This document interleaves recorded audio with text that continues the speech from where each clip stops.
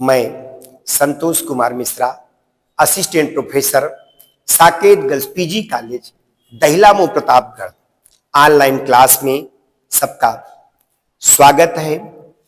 आज हम आपको मौर्य वंश के संस्थापक चंद्रगुप्त मौर्य के बारे में बताएंगे। चंद्रगुप्त मौर्य जो मुद्रा राक्षस जिसकी रचना विशाख दत्त ने की, उसके धीरोदत्त नायक हैं, चाणक्य के आश्रयदाता और भारत के प्रथम ऐतिहासिक सम्राट माने जाते हैं। चंद्रगुप्त मौर्य का बचपन बहुत ही कठिनता के साथ रहा। जब वो गर्भ में माता के थे तब उनके पिता का एक सीमांत युद्ध में देहांत हो गया और उन गोपालकों के बीच में पाले गए। बाद में मौर्य नगर में आए और वहीं पे उनका लालन पालन हुआ। जब लालन पालन हुआ, एक दिन चाणक्य से उनकी भेंट हुई। चाणक्य जो कि तक्षशिला विश्वविद्यालय के विद्यार्थी थे और वहां के आचार्य थे, और राजकीलम नामक खेल खेलते समय चंद्रगुप्त मौर्य को देखा और उनके कार्य क्षमता से, उनके ज्ञान से, उनके बुद्धि से अत्यधिक प्रभावित हुए और 100 करसापण देकर उनको लिया और खरीद लिया। और लेने के बाद उसकी माता के पास गए, अनुमति लिया और तक्षशिला विश्वविद्यालय लेके गए और तक्षशिला विश्वविद्यालय में उनको शिक्षा दी। चंद्रगुप्त मौर्य ने एक विशाल साम्राज्य की स्थापना की, जिसका उद्देश्य था कि भारत को एक सूत्र में बांधना। इस कार्य में जो सबसे ज्यादा उनकी सहायता किया, चंद्रगुप्त मौर्य की, चाणक्य ने उनकी सबसे ज्यादा सहायता किया। और चाणक्य ने इसलिए किया कि चाणक्य यूनानी साम्राज्य से भारत को मुक्त कराना चाहते थे और नंद वंश का जो शासन था, अत्याचारी शासन था, जिन्होंने चाणक्य का अपमान किया था, धननंद ने, उसके शासन का विनाश करना चाहते थे। यह चंद्रगुप्त मौर्य के जीवन का उद्देश्य और चाणक्य के जीवन का उद्देश्य था। अब आपको बताना चाहते हैं कि उस समय सिकंदर का भारत पे आक्रमण हुआ था 326 ईसा पूर्व में, और उसी समय चंद्रगुप्त मौर्य का अभ्युदय हुआ। बताते हैं कि एक समय चंद्रगुप्त मौर्य सिकंदर से मिला था, लेकिन सिकंदर उसकी स्पष्टवादिता से अत्यंत क्रोधित हुआ और उसे मार डालने तक की आज्ञा दे दी। लेकिन चंद्रगुप्त मौर्य किसी तरह बच के निकल गया। अब यूनानी जो इतिहासकार हैं, यूनानी इतिहासकारों ने चंद्रगुप्त मौर्य को सेंड्रोकोटस और एंड्रोकोटस के नाम से बताया है। एंड्रोकोटस कहने वाले विद्वानों में स्ट्राइबो, एरियन, जस्टिन, और रुद्रदामन के जूनागढ़ अभिलेख जो है उसमें चंद्रगुप्त मौर्य का स्पष्ट नाम चंद्रगुप्त मौर्य मिलता है। और इस विशाल जो साम्राज्य बनाया चंद्रगुप्त मौर्य ने, उसकी राजधानी पाटलिपुत्र थी। और चंद्रगुप्त मौर्य और चाणक्य ने जो सेना तैयार की, उस सेना से सबसे पहले उन्होंने सिंध पर आक्रमण किया। और सिंध पर उस समय यूनानियों का शासन था और उन्होंने यूनानी क्षत्रपों को पराजित किया।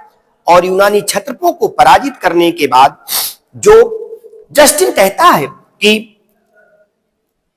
चंद्रगुप्त मौर्य ने जब यूनानियों को पराजित किया तो भारतीयों ने जो गुलामी का जुआ था, गुलामी का जुआ उतार फेंका और सारे क्षत्रपों का विनाश कर दिया।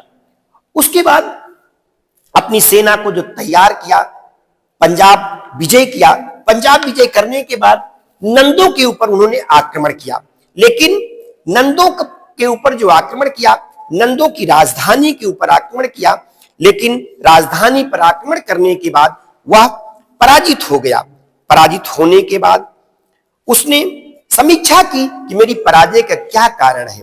फिर उसने सीमांत नगरों पर आक्रमण किया और सीमांत नगरों पर आक्रमण करने के बाद सीमांत नगरों पर विजय प्राप्त किया और सीमांत नगरों पर विजय प्राप्त करने के बाद उन्होंने नंदों के ऊपर आक्रमण किया और नंदों के ऊपर आक्रमण करने के बाद बड़ा भयानक युद्ध हुआ नंद और मौर्य का, जिसकी जो वर्णन मिलता है राजा बलि कथा और तमिल ग्रंथ में नंदों का और मौर्यों के युद्ध का वर्णन मिलता है, जिसमें नंद पराजित हुए और नंद पराजित होने के बाद पूरे मगध साम्राज्य में चंद्रगुप्त मौर्य का राज्य हो गया। चंद्रगुप्त मौर्य का राज्य हो गया और उन्होंने एक विशाल साम्राज्य की स्थापना कर ली। अब चंद्रगुप्त मौर्य एक छोटे से साम्राज्य का राजा नहीं रहा, वो बड़े साम्राज्य का शासक हो गया, जिसका प्रधानमंत्री चाणक्य बना।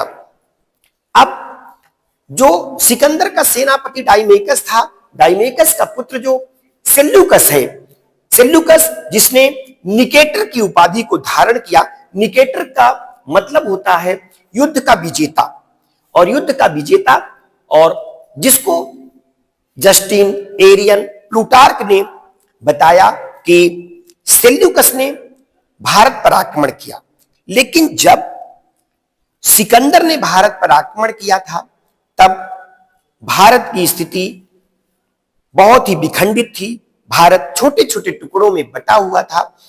जब सेल्यूकस ने आक्रमण किया तो भारत में एक शक्तिशाली मौर्य वंश के शासक चंद्रगुप्त मौर्य का राज्य था और वह भारत के विशाल साम्राज्य का स्वामी था।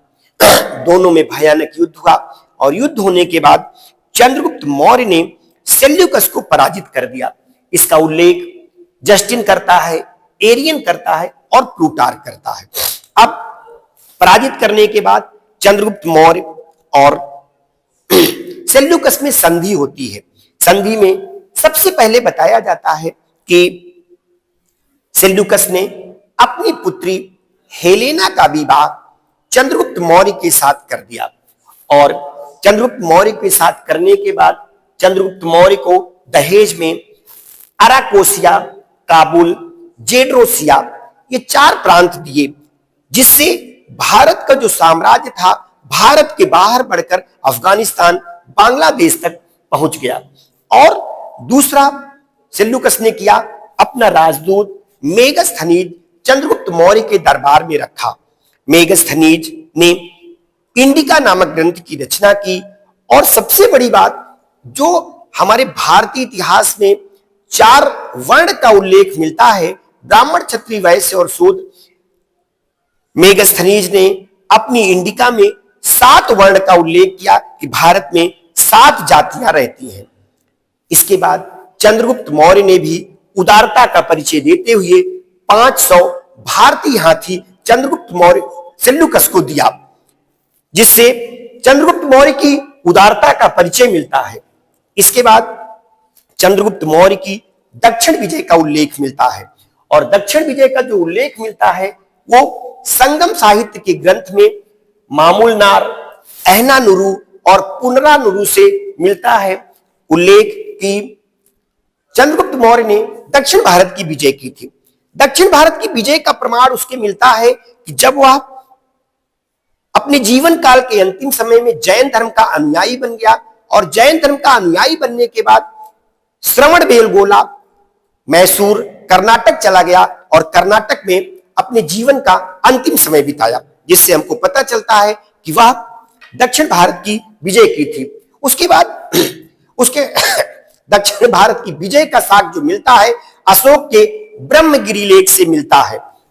उसके बाद आता है पश्चिम भारत, और पश्चिम भारत जो सोपारा अभिलेख, रुद्रदामन का जूनागढ़ अभिलेख, इन 2 अभिलेखों से जानकारी मिलती है कि चंद्रगुप्त मौर्य ने पश्चिम भारत की विजय की थी। इसका प्रमाण मिलता है कि चंद्रगुप्त मौर्य ने अपना एक गवर्नर नियुक्त किया था।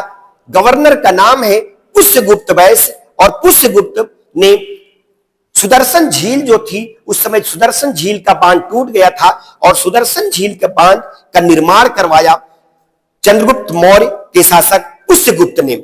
इससे पता चलता है कि चंद्रगुप्त मौर्य का जो राज्य था वो पश्चिम भारत में था। उसके बाद उत्तर भारत आता है और उत्तर भारत में कश्मीर आता है और कश्मीर में उसने आक्रमण किया। कश्मीर पर उसने विजय प्राप्त किया। और इसका उल्लेख कश्मीर का जो महान कवि है कल्हड़ अपनी राजतरंगिणी में इसका वर्णन करता है कि चंद्रगुप्त मौर्य ने उत्तर भारत की विजय की थी। और अशोक का अभिलेख है, अशोक के अभिलेख से भी जानकारी मिलती है कि चंद्रगुप्त मौर्य का जो राज्य था वो उत्तर भारत में था। तो इससे हम पता लगा सकते हैं उसने उत्तर भारत, दक्षिण भारत, पश्चिम भारत, भारत के सकल स्थानों पर अपने साम्राज्य की स्थापना की। और बताते हैं कि चंद्रगुप्त मौर्य ने अपने जीवन काल के अंतिम समय में वह जैन धर्म का अनुयायी हो गया, और जैन धर्म का अनुयायी हो गया, और उसके गुरु का नाम है भद्रबाहु। और भद्रबाहु के साथ वह श्रवणबेलगोला चला गया। श्रवणबेलगोला कर्नाटक मैसूर में है। वहीं पे सल्लेखना के द्वारा अपने प्राण को त्याग दिया, और उसके बाद उसका पुत्र बिंदुसार गद्दी पर बैठा। चंद्रगुप्त मौर्य ने 322 ईसा पूर्व से 298 ईसा पूर्व राज्य किया, अर्थात चंद्रगुप्त मौर्य ने 24 वर्ष तक राज्य किया। तो आज आपके लिए चंद्रगुप्त मौर्य के बारे में हमने बताया। कल आपको दूसरा टॉपिक बताएंगे। धन्यवाद।